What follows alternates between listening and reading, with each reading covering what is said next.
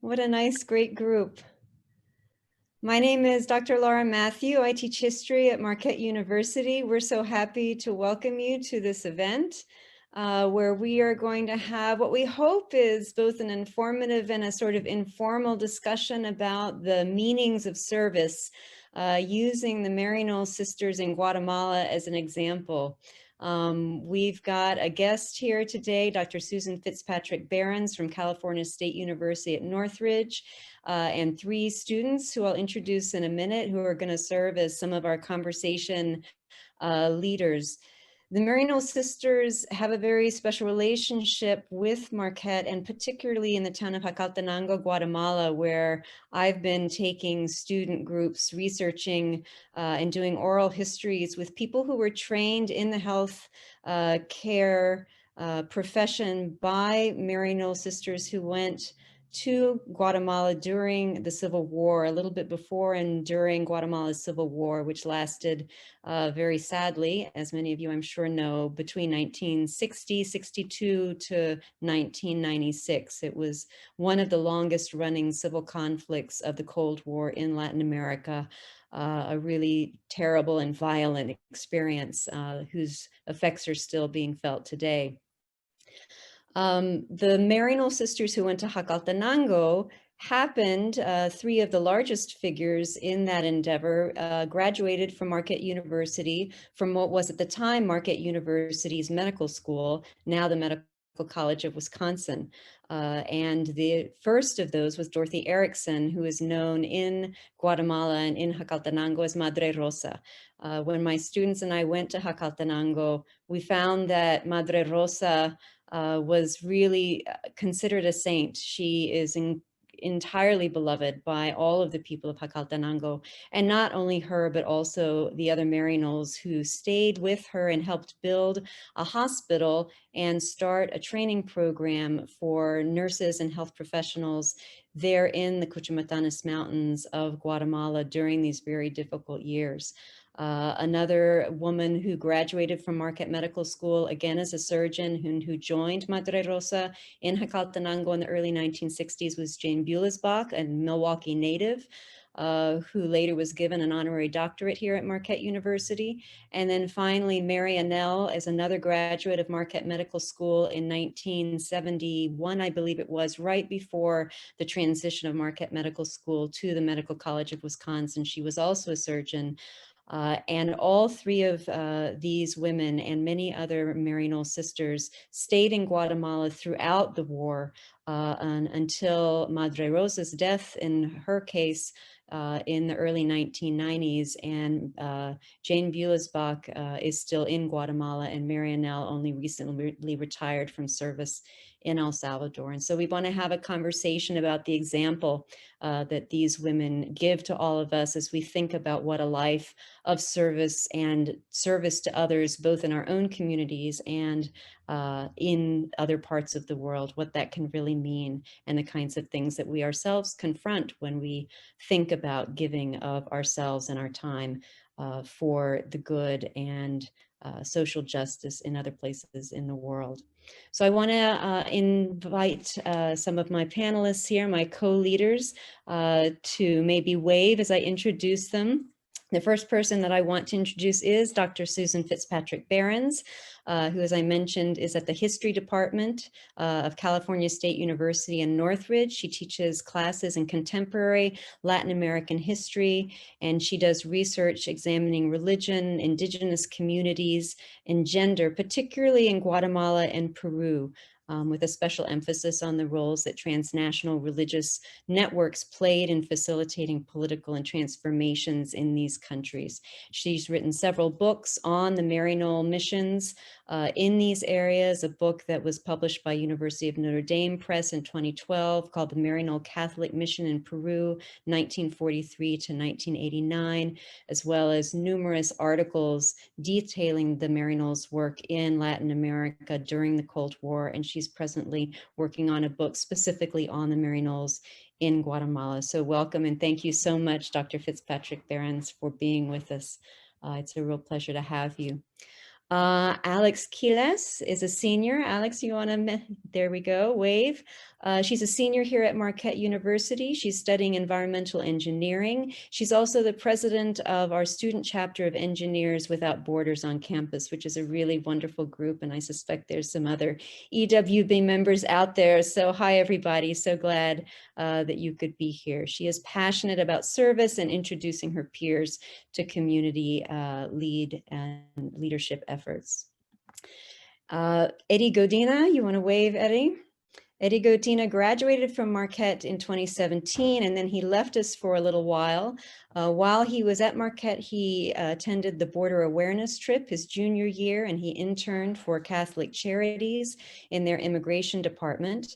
And then after graduating, he worked for the New Mexico Immigrant Law Center in Albuquerque as part of the Jesuit Volunteer Corps, and also as a paralegal for the National Immigrant Justice Center in Chicago before coming back to us in Milwaukee. He's now a second-year graduate student in the history department with a concentration in U.S. Latin American migration. And then finally, we have Isabel Soto. Wave, Isabel. Isabel is a senior in the College of Health Science. She's pursuing a career in athletic training, and both she and Eddie were part of the Madre Rosa team that went down to Guatemala, and this is a student team. There's probably maybe some other people in the audience who may have joined us, so shout out to all of you if you're there. We're really hoping that you are. We had about 10 students overall take 3 or 4 different trips to Guatemala. I can't remember now how many.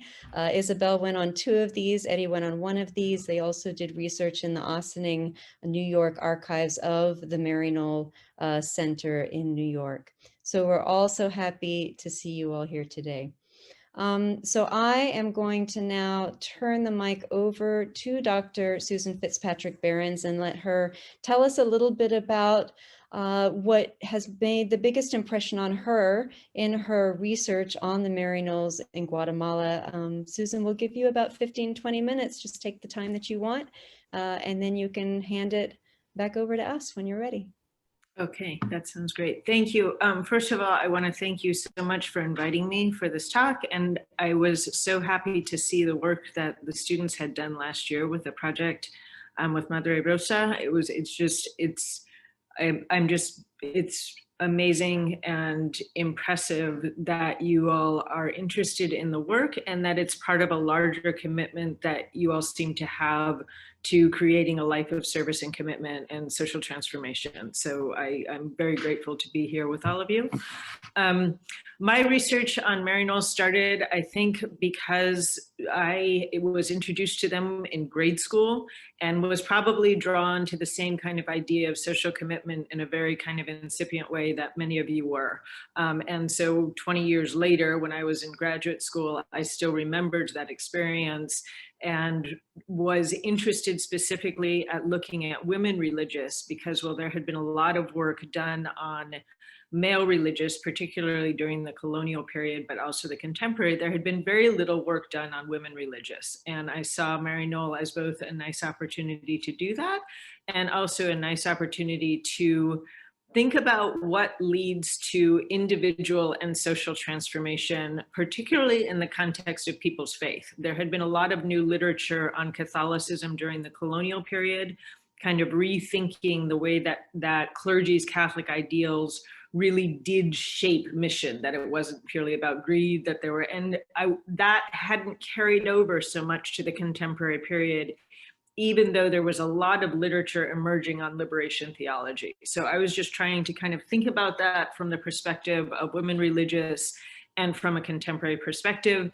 And Maryknoll Sisters had, as you have all found out, or some of you have found out, a very nice archive with what I thought initially was going to have a lot more about the Maryknoll Sisters. But of course, they were so modest in their approach to things that they didn't have nearly the same amount of documentation on their work as the Maryknoll priests did.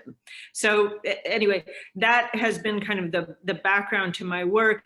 In the context of Guatemala, and I am going to show a little bit of a slideshow, I want to pick up on some of the things that Dr. Matthews said, which were one, that the impact and influence and change that Maryknoll and the people of Jacaltenango and Guatemala more broadly were able to create was due to both this long-term commitment on the part of both the communities and the Maryknoll and other clergy, and I'm going to talk a little bit about other clergy as well, and also in part because of the ways that there was both conflict in existing practices, Mayan practices of Catholicism and health, but also the potential for confluence.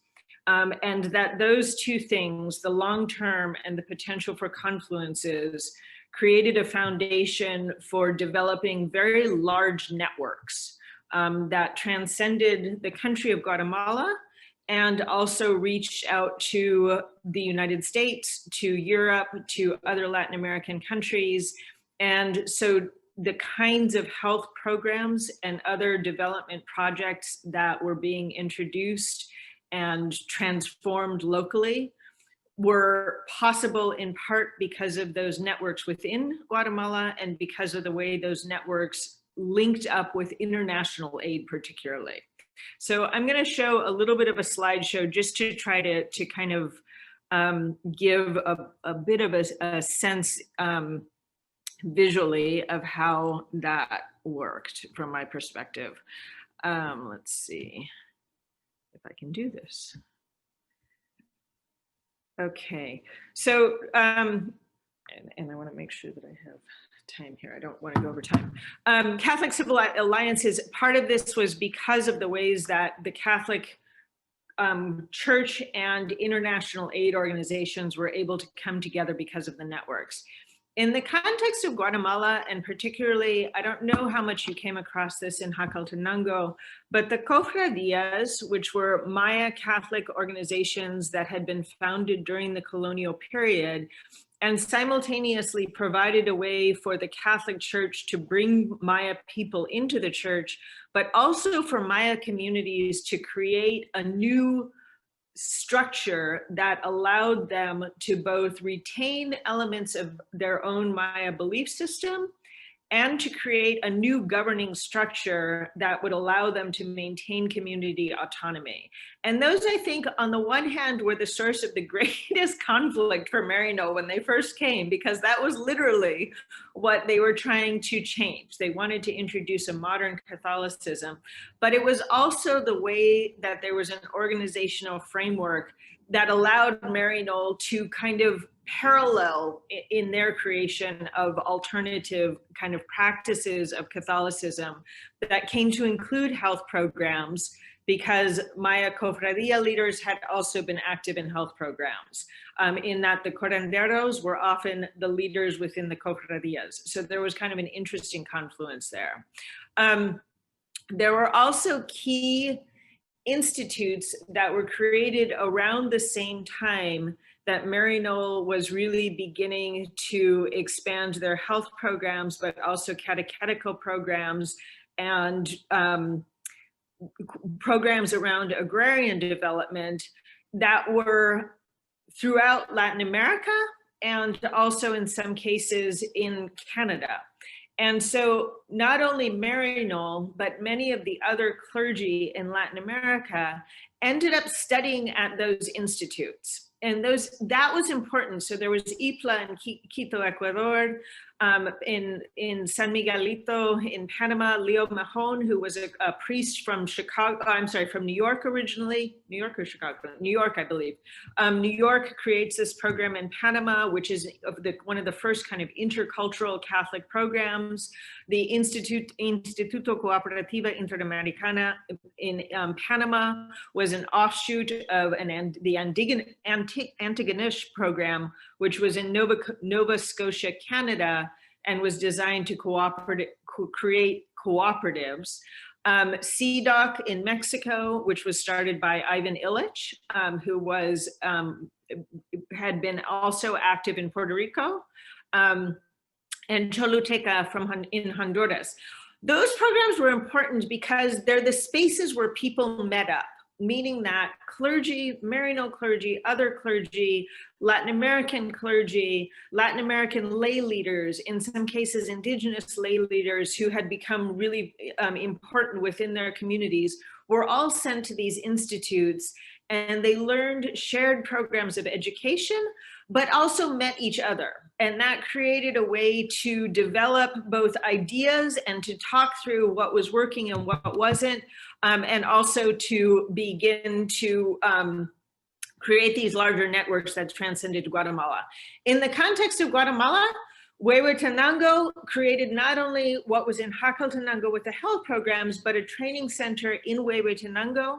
At the same time, clergy from other parishes in Guatemala were doing similar things. So in El Quiche, which was the neighboring very large department, the Sacred Heart Fathers from Spain were creating programs, Alta Verapaz, Baja Verapaz, Isabel, Solala, Petan, all of them were creating these programs that had, or these centers of education that introduced very similar programs. So that the health program that you all saw in the context of Guatemala and in Huehuetenango, those similar programs were developed in Isabel, in Alta Verapaz, in El Quiche, Huehuetenango here, and also those had links to the coast. The Catechists, which I don't know if you all came across the Catechists, but Maryknoll and other Catholic organizations, because of challenges of language, right? So one of the first challenges they encountered was that there were some 26 different indigenous languages spoken. The Maryknoll clergy who first settled in the 1960s didn't even speak Spanish to begin with. And so they had to figure out a way to introduce ideas. And so they started working with indigenous people, initially teaching them religious ideas, practices of Catholicism, prayer, etc., but ultimately also use those, and then they would go back to their own communities as leaders and teach those ideas. The catechists would come to play a key role in the development of health programs. And I think what these images show that I think was really important was that at a certain point in time, it wasn't so much the clergy standing up or the Maryknoll Sisters, it was the indigenous leaders from the communities who were teaching not only their own communities, but also the, in some cases, foreign clergy, in some cases, people coming from the city center. And that was also an important component of what happened. Maryknoll in Jacaltenango also, and in Huehuetenango also started a number of schools, which created not only people who had access to new educational resources, but also created the next generation of people who would become active. So this idea of a long-term commitment meant that literally these children grew up with Maryknoll, educated in their schools, surrounded by all of these other developments, and had links to people through the training centers. In many cases, their parents were catechists, their parents were health promoters, the children who were sent to the schools. They also started radio programs. And so thinking about the idea of, on the one hand, being able to have catechists who disseminated information within their communities. After a certain period of time, many of the departments started Catholic radio programs, and the same indigenous catechists who had been working in their communities, or in some cases women as well, which was also dramatic, because this was a new role for women. So women who served as comadronas, but also women who had served as catechists within their communities, in some cases would get radio programs, and they would be able to speak in their own languages, which was incredibly important because in the context of Guatemala, indigenous languages were strongly condemned by people in the capital. And so to be able to communicate to their communities in their languages was incredibly important, and gave these new Catholic indigenous leaders both stature and an opportunity to shape the kind of Catholicism that would come out. So the key was that the people who started them were willing to give the Maya leaders the opportunity to create similar programs. So health programs were also key here. And they would suddenly go from being able to visit just one community to be able to communicate with the entire department of El Quiché, for example, or the entire department of Solola. And that had, again, a very dramatic impact. The health clinics and hospitals, the networks of health clinics and hospitals, which you all are familiar with or some of you are familiar with in the context of Huehuetenango, also had linkages through the entire Western Highlands. So that by the 1970s, the overwhelming majority of health services were provided by either Catholic or Protestant, predominantly Catholic and Protestant health clinics that were staffed by Indigenous people who were prepared as health promoters and midwives. And again, this was the product of a very long-term development. So this lower picture, you may have seen this. This was the hospital in Jacaltenango originally. The picture to the left is in a department called San Marcos, which is on the coast. It's more contemporary, but it was founded by an Italian clergyman in the 1960s. This was in the region of the Petén, and it was founded by a woman who had actually worked with Sister Jane. And this was, which you probably saw, the recent clinic in Santa Catarina, which was just built in the last few years. Sister Jane, and the gentleman with her was a medical doctor whose name, I'm sorry, escapes me at the moment. But he was a Guatemalan medical student from the city. And what was also important in these networks was that as they developed the health programs, they were able to bring people from Guatemala City, and particularly students, into the community. And that created a whole other bridge because of the idea through the 1960s, especially 1960s, 1970s, the divisions between urban and rural Guatemala were so rigid. And so in an interesting way, the health programs not only provided a service, but also expanded this network and made it possible for it to become Guatemalan. And that was really key. It was no longer just a foreign although that was important, it became something that was also Guatemalan. I'm sorry, the health promoters and midwives formed an association called ASEXA in 1976, which some of you, and that was also in conjunction with Maryknoll, with other foreign people, with support from USAID. At the same time, it became the only, along with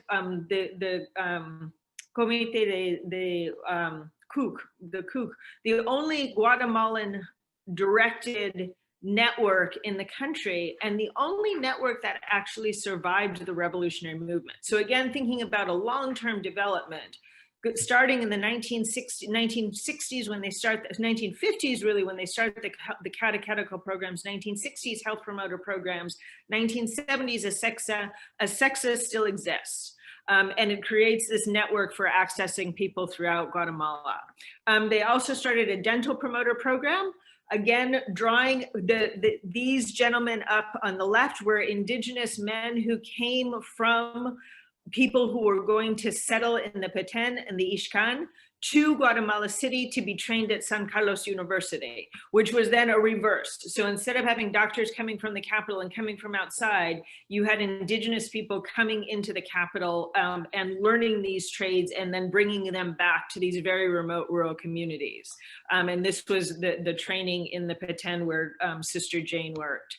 The colonization programs in the Petén and the Ixcan were possible because of these networks that had been created and could be sustained in part through international aid. And then, as I mentioned, the Committee for Campesino Unity. So that's just kind of a very short overview, but I think what's important is this idea of, as Dr. Matthew was saying, a very long-term commitment and a willingness and desire to adapt to change. So when Maryknoll started in Guatemala in 1953, they were very much about kind of eradicating what they identified as proto-pagan or folk Catholicism.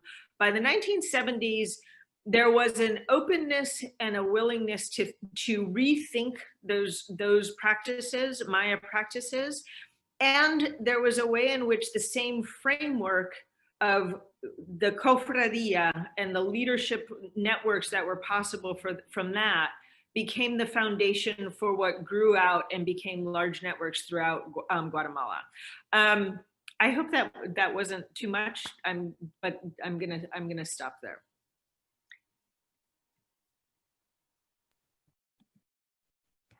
That was wonderful. That's an amazing amount of information that I'm sure everybody's still chewing on in such a short period of time. I would like to hand the mic over to Eddie Godina to allow him to have some of the members of our student leader team ask some directed questions. They've been thinking about this a little bit, and after we finish with that, then we're all gonna sort of break out into breakout rooms, and the students are going to lead smaller groups in discussion, but I want to give them the floor first. So Eddie, I'm now handing you the mic. Thanks, Dr. Matthew. And again, thank you, Dr. Fitzpatrick, for joining us tonight.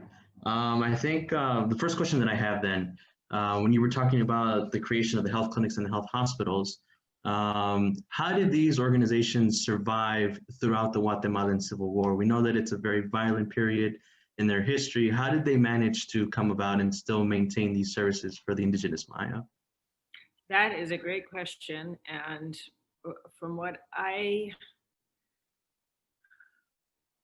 think there's some different speculation about how they were able to survive. Some people say that part of it was that they did have international aid. So German Miserior was providing support.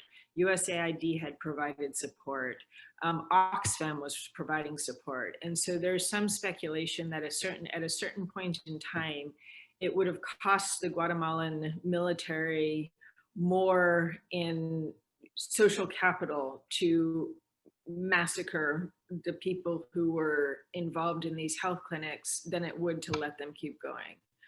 I honestly don't know the answer. There's other speculation, which is complicated, which is that because also of those linkages, they were bringing money in, right? Because of the international aid, there was not just the kind of social concern, potentially, of embarrassment of such a gross violation of human rights, but there was also the fact that the clinics and the health sites were getting at least enough financial support to allow people to survive, which sounds kind of contradictory given what was going on. There were also networks of health clinics that were created in the period, particularly as the violence increased, that transcended into Chiapas. And they became sites for getting people out. That doesn't answer your question as to why they wouldn't have been killed, because you would think the opposite, right? That they would specifically be targeted. But in some cases, particularly in remote communities, the nuns would use an ambulance and go out, and when the lists of people who were to be targeted were published, they would find them and try to smuggle them out as patients. And then they would smuggle people across clinics where they were hidden in hospitals. So again, that doesn't answer why they were allowed to survive. I don't know that there is a clear answer to that. I think it could be all of those things. In some cases, there were religious orders that were involved, but there were, of course, also religious orders that were involved with the clergy and the laity who were killed in such large numbers. So I'm not, and of course, ultimately, it was about the incredible courage of the people who were doing this, right? I mean, there are definitely cases where the health promoters and midwives had to go underground. In some cases, health promoters actually would join the revolutionary groups. There are also cases in which not just Maryknoll Sisters, but there was a sister in Solola where the military held a gun to her head and said, either you leave or you don't. They were smuggling people into Mexico. So there was also this incredible courage on the part of people who did stay through that. And I think that was also mutually reinforcing. The more people stayed, the more people kind of felt like they couldn't leave because they had a commitment. Okay, thank you for that. I appreciate that. And I'll pass it over to my co-host as well. Great question. I wish I had a more definitive answer. That's okay. Yeah, thank you for that amazing lecture. That was a lot of amazing information to take in. A question that I had when you were talking about the Indigenous men that moved to the city to study dentistry, I was wondering if you had maybe any more information or insight on if the students were as well accepted in the city as maybe teachers were accepted when they were coming down to teach the Indigenous communities.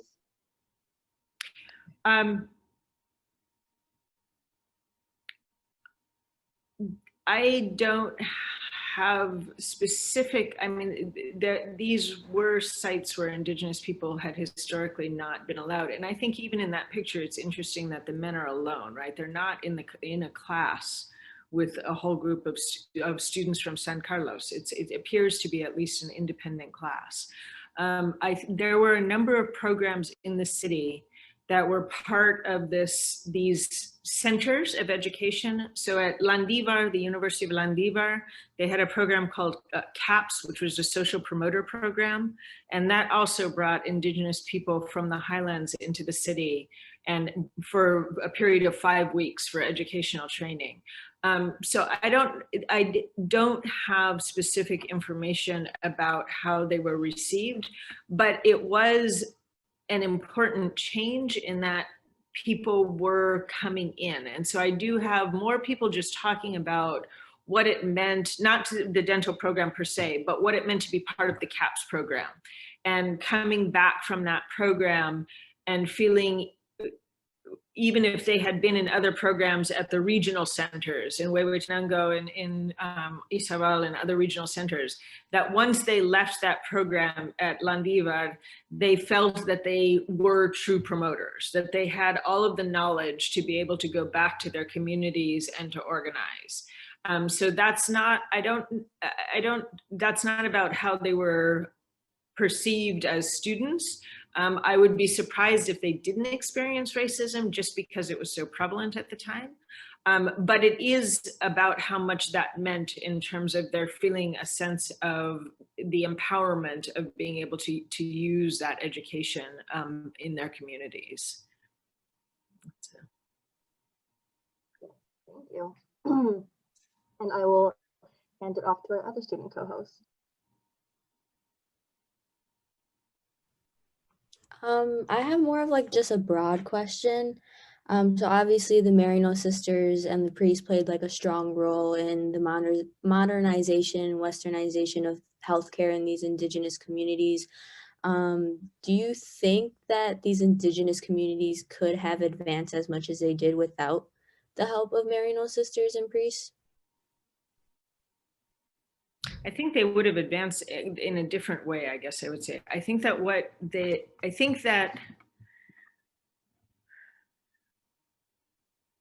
there is a complicated relationship in that in some ways this was a project of the outside coming in, right? And bringing in and imposing things in certain ways. So in my original conceptualization of this research, I was going to compare Peru and Guatemala because Maryknoll introduces similar programs in Peru to highland Indigenous communities.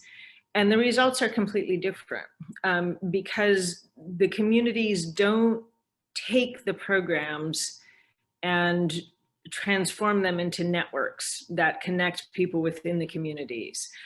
Instead, they use the resources, but they kind of keep people at bay. And I think in some ways that protected the communities because they didn't have as strong of a repression, at least in those particular areas, although Sendero affected, it's a more complicated relationship. I think that in Guatemala, my sense is that Maya communities have taken whatever resources come into the communities and transformed them in ways that allow themselves to transform their communities. So this was part of a global change. It was part of the Alliance for Progress. It was part of, in some ways, a reconquest, right? I mean, Greg Grandin and some other historians describe this period as kind of a reconquest of Latin America, and the missionaries become a component of that. Although they don't, that's certainly not their intention. That is, it is kind of part of that. I think that the reasons that the Maya communities embraced these practices is because there were things that weren't working. So the tradition, the cofradías, on the one hand, provided a way for people to structure their communities and to protect themselves and to have community land. At the same time, that was also a key component of labor practices that sent people to coastal plantations. And those practices had become so exploitative by then that the benefits that had been there seemed to be dissipating. So Maryknoll and other clergy come in at a moment when it makes sense for people to look for alternatives, because something that had been effective wasn't so effective anymore.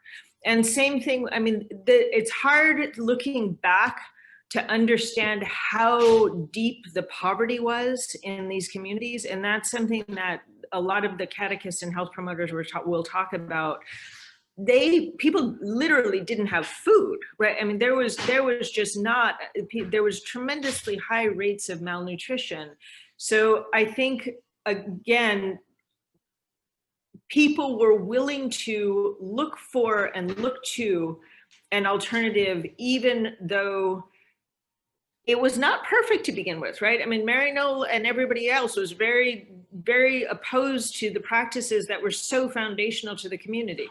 So I guess what I'm saying is something would probably have come in, and or people would have started to leave, but the changes that were introduced were important and set off another set of changes. So I'll give you an example, not in Huehuetenango, but in El Quiché, which was the region that would be hardest hit during the military conflict.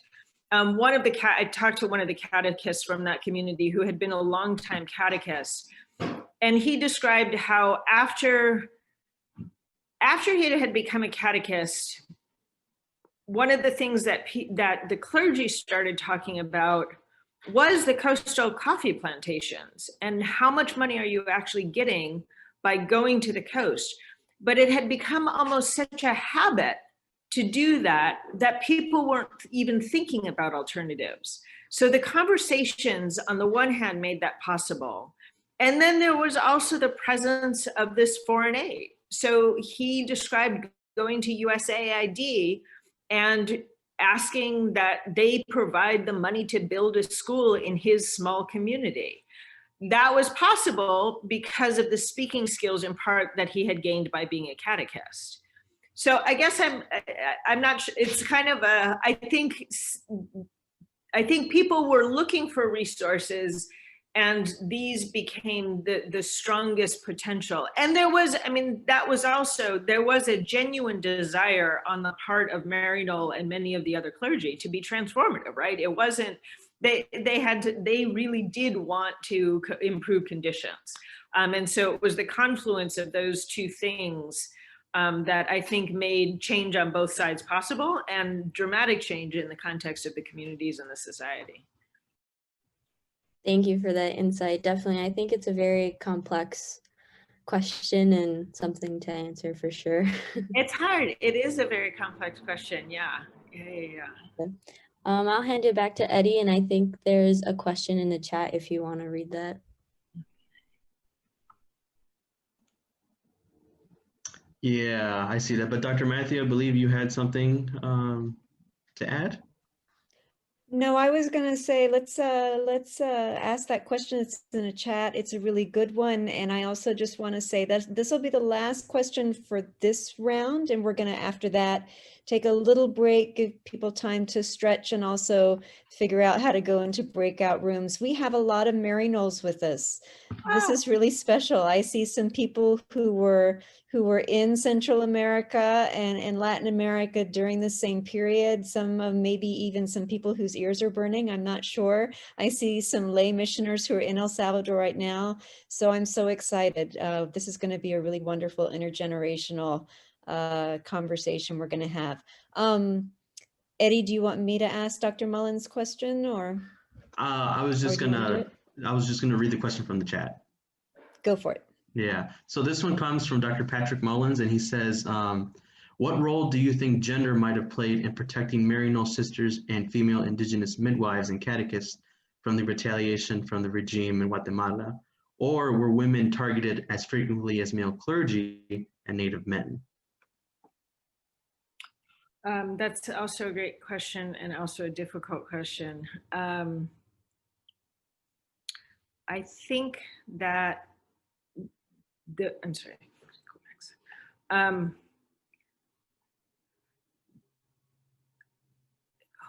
Indigenous women, it depended on what region. In the context of Huehuetenango, I feel like there was less directed violence. But for example, in the departments of El Quiché and certainly Baja Verapaz, Indigenous women who had been involved with the church and just in general were very specifically targeted, right? That was one of the strategies of the war was rape.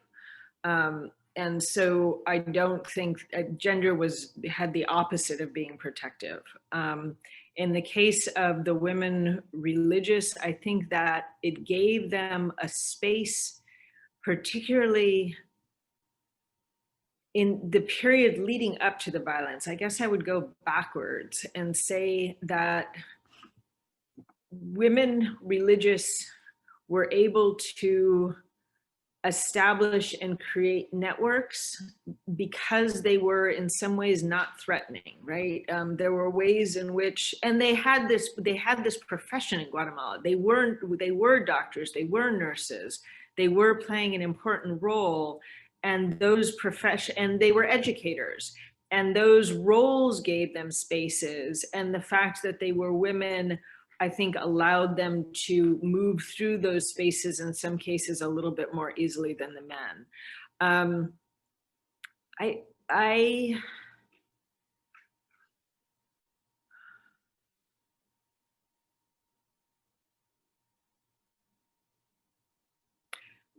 Again, in terms of women religious, there were a number, I believe that there were 14 missionary priests and brothers and a multitude of male catechists who were killed. There were few women catechists. Most of the catechists were male.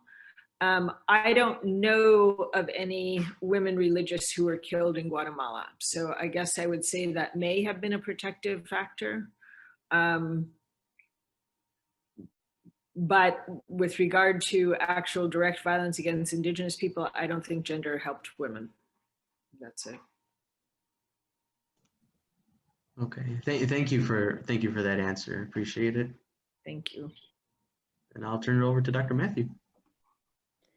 So I'm going to, if I can, share my screen just to show one visual before we break, in case there are people here who don't have that much knowledge or background of the Guatemalan conflict. And let me see if I can actually do it.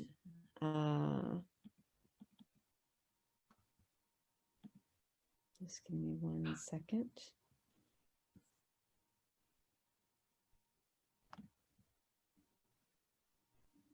I'm not going to be able to do it without quitting. So Dr. Rob Smith, who is, and/or Ben Lindsay, who are two Center for Urban Research and Outreach and Teaching at Marquette University, and are also so generously helping us with this. Direct us on how we should do the breakout rooms in terms of like how people can get into them. What I would really love, because we have such an intergenerational audience here, as well as our student presenters and Dr. Fitzpatrick, I would love to be able to have some of the people who are in the call sharing their experiences, just in the same way that I know we have students who are here who have done work in Guatemala with Engineers Without Borders or with Global Brigades. You know, this is the next generation from a different kind of vantage point who have committed themselves very early on to doing the same kind of work and service and grappling with some of the very same difficult issues. And I know they have things to share, and everyone in the audience has things to share. And I would like our small breakout rooms to facilitate that kind of conversation. Dr. Smith, how does that actually work? Can you direct us a little bit? Absolutely. Good evening. Just let me know the number of breakout groups or rooms that we need, and then folks will be moved to those rooms randomly. And then you can always unmute your mics and share any thoughts that you might like. So we're going to have the 3 students. I think we want 3 groups. And if there's a way, Dr. Smith, maybe just by the visuals, those of you who have your screens on, that helps us kind of see where we're moving everybody. And Alex and Isabel and Eddie are going to come into each one of those breakout rooms as discussion leaders. And Dr. Fitzpatrick and I are going to hang back. If you would like, it is 7:20 just about. Why don't we take like a 5-minute break so people can stretch and get some, you know, whatever your beverage of choice is, et cetera, and come back at 7, you know, just come back into those breakout rooms. They'll be ready for you at 7:20. Yes? So see everybody in 5 minutes.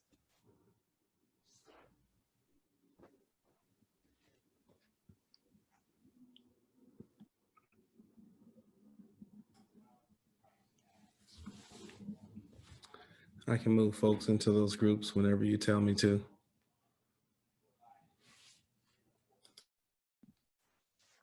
Yeah, I can see in the chat, we've got a lot of wonderful people here.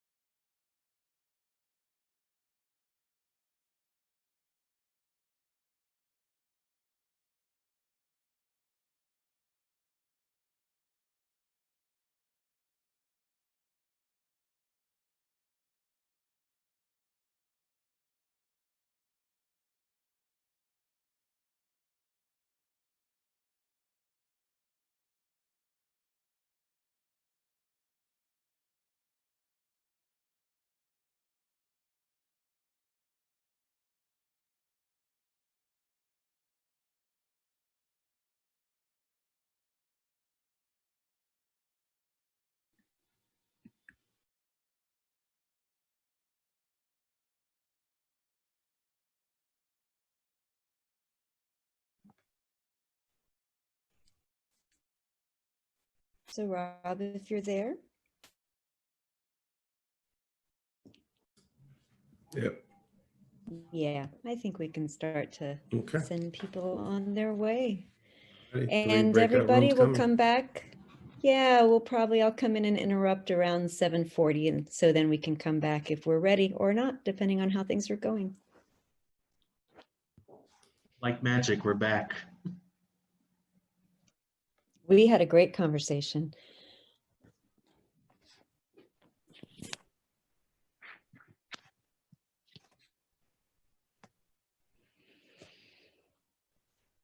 Welcome back, everybody. Well, we had a great conversation. I trust everybody did. Alex, would you like to share a little bit about what your group talked about? Is that the plan? Yeah, sure. We can totally do that. Yeah, we just kind of decided to go with a very open conversation.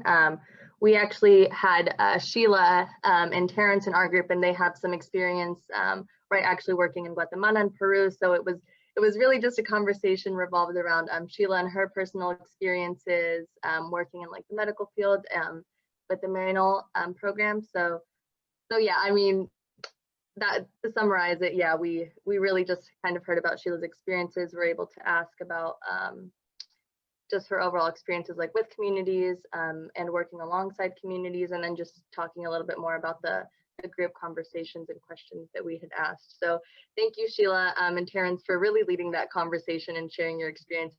It was amazing to hear your stories. I don't know if you actually would just want to wave really quickly, Sheila and Terrence, just so everybody knows who we're talking about. Yeah, they were rock stars, though.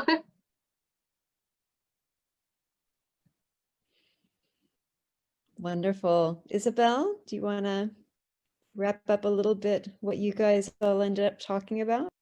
Yeah, so in our discussion group, I was able to share a little bit about the panel I did on Madre Rosa, so my Obras de Madre Rosa. So just to give a little bit of background information, I know Heather was asking about background information, so I was able to provide that. And then we also had Mary Ellen in our group, and she has experience in Bolivia, so she gave us a little bit about her experience and what service means to her, as well as the language barrier. I asked her if, how she navigated that, and she said that she very much was able to pass by with Spanish, but she did have to know a little bit of Quechua. So it was very interesting to see how her experience and the language barrier was. And at the very end, we got a little bit into kind of volunteer tourism and like the white savior complex. And we had a few good insights on that as well.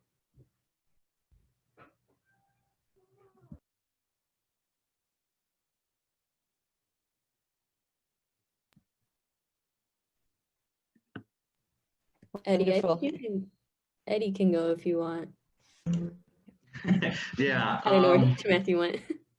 Yeah, just really quickly though, we had a really good discussion about what service actually meant. I kind of came in a little bit late because of some technical difficulties that were happening. But when I jumped into the conversation, I believe we had some Maryknoll sisters present, and they were just sharing their experiences about what it meant to be in service, what it meant to be a Maryknoll. They mentioned a lot about how the period between 1963 and 1968 was very much how they changed and how they served the people. And it was very much that word of empowerment, that they became one with the people. They always emphasized working with the people, not to see themselves as something else completely different, but to really recognize they are there to be with the people. They're there to help them, empower them, help them grow. And I thought that was just really beautiful in and of itself.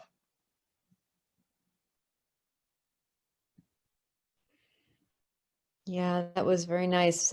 We also had a really interesting comment at the very end from Yang about, I think I'm saying your name correctly, that this question of colonialism is always there, and it's something that really never ceases to be, that you have to grapple with it, and it's always changing too, what that means in different eras.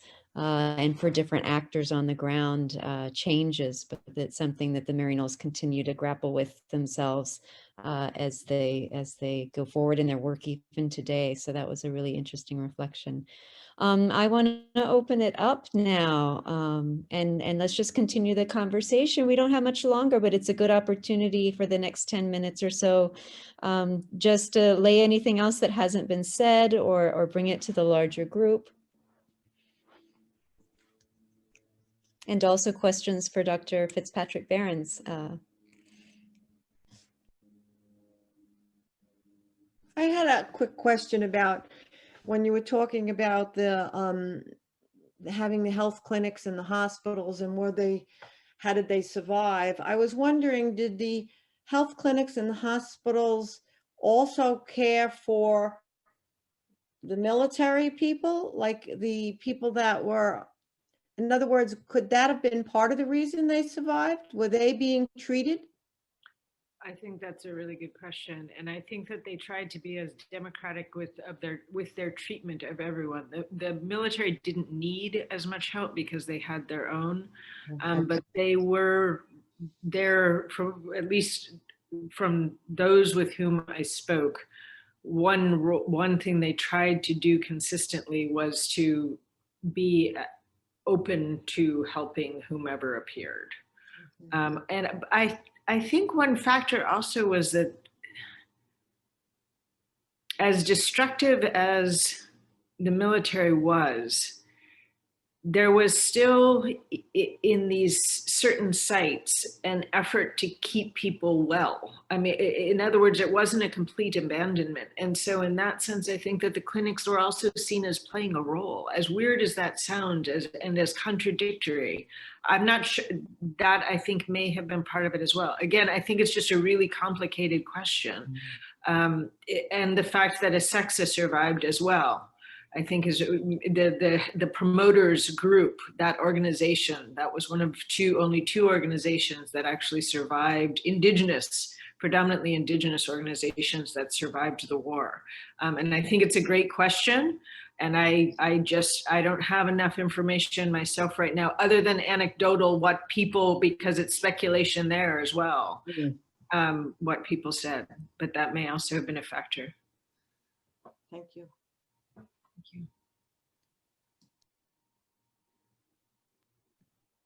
I wish I had heard the conversation about service and what I wanted to be in that group. Ronnie and Mary Beth, do you want to share a little bit of what you shared with us about that change over time? Because I thought that was really interesting. I'll just say quickly that my grandmother's first cousin was in Maryknoll, and she became Mother Mary Coleman, and she was in charge from 1959 until, I don't know if you call it in charge, but 1959 to 1970. So she lived through that Vatican II era and the changes, and even something as simple as wearing a habit, not wearing a habit, and kind of the turmoil within the sisters themselves during that time. But I found a book from my mother's house, and it was an old book from Maryknoll in the very beginning, and it was more like paternalistic or maternalistic, paternalistic, I guess you'd say, where it was going in with the idea of we're the great white hope, you know what I mean? And I was a little surprised because I'm so familiar with the Maryknoll that I've come to know through the affiliates, and they were not like that at all. And I'm like, oh, wow, they went through an evolution too. So that was how I saw it, was that, yes, they changed too. And I feel like they've changed more than any other people in the church as a group that I've met in the Roman Catholic Church.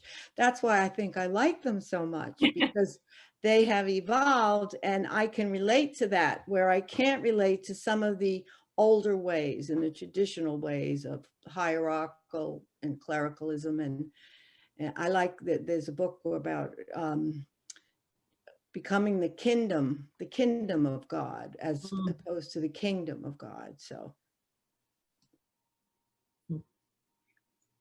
And then really quickly, I kind of wanted to have Sheila share a little bit about her experience and her definition of service as well. So she had made a comment of how outsiders and the Indigenous communities work together and the kind of relationship they had in order to create such a successful community. So Sheila, if you wanted to kind of share some of your insight and experience on that.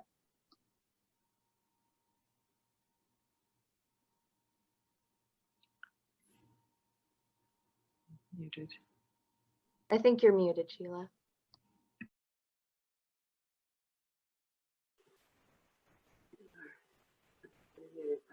Okay. Can you hear me now? Yep. Okay. One of the things that I was saying is I'm not sure if it needed to be outsiders to come in, but I think what was most important was to have people that truly believed that the Indigenous people had dignity and were quite capable of doing a lot of the things themselves. Because I think because there was so much discrimination against them, they really did not feel they had neither the right nor the qualities to do that. And so I think that was a huge piece of being that. But I think even though what Mary Beth was just talking about, I was a Maryknoll lay missionary, and even though you have that transition from Vatican II and you do change, it's a very slow change. And I think all of us have a piece of us, especially when you're in the medical field, and I'm a nurse, that you go in thinking that you're going to teach what you know. And it takes a little while till you realize that, yes, you need to share what you know, but you also need to listen to what the Indigenous people have to say and how much wisdom they have.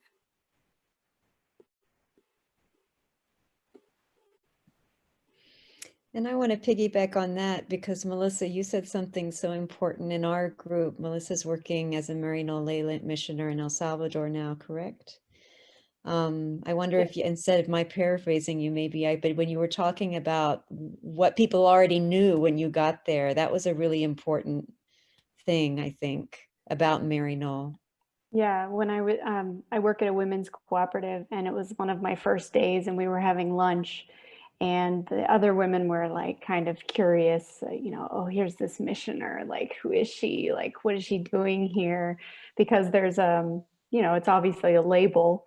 So people have these ideas like, oh, you're gonna try to get me to convert or and so as we're sitting there, I'm starting to like stumble and try to explain myself. And one of the women, who was actually one of the founders of the cooperative, she said, oh no, Melissa's with Maryknoll. Maryknoll is not here to tell us what to do or how to be. They're here to be with us in solidarity, to be with us in the good times and the bad times.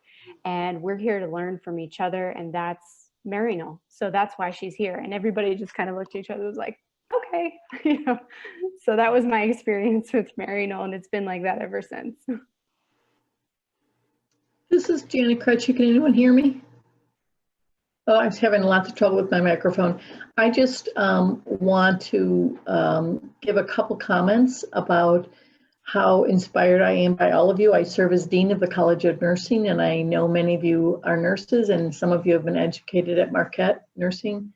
And we try to teach our students every day to become the Marquette nurse, which is not about the white rescuer, but about working with people and integrating community engaged research and community engaged practice every single day. So I'm inspired by all of you. I will just give a shout out to Terry Miller, who I think is a wonderful leader at our university. And I will also have the invitation for any of you who wants to speak to our nursing students at any time.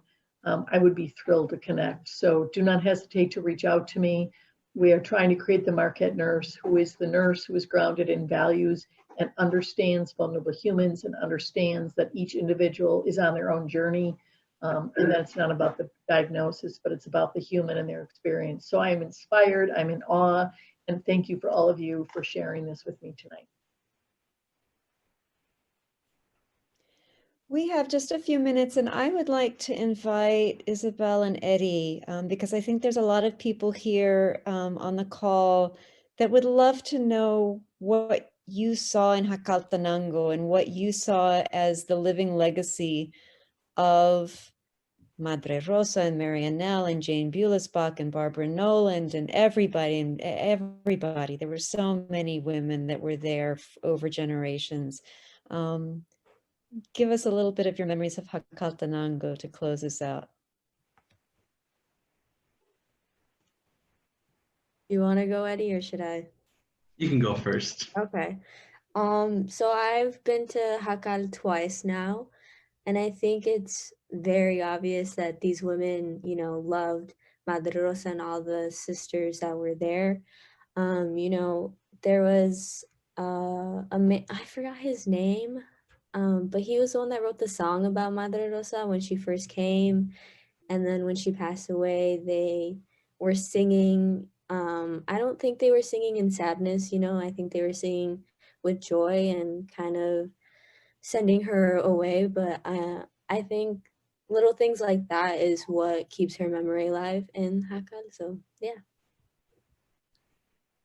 And then I that was my first time ever visiting Guatemala, so that was it was a very wonderful experience. But I think my biggest takeaway of the trip was the impact that the Maryknoll Sisters had, kind of like what Isabel was saying, to the people of Jacaltenango.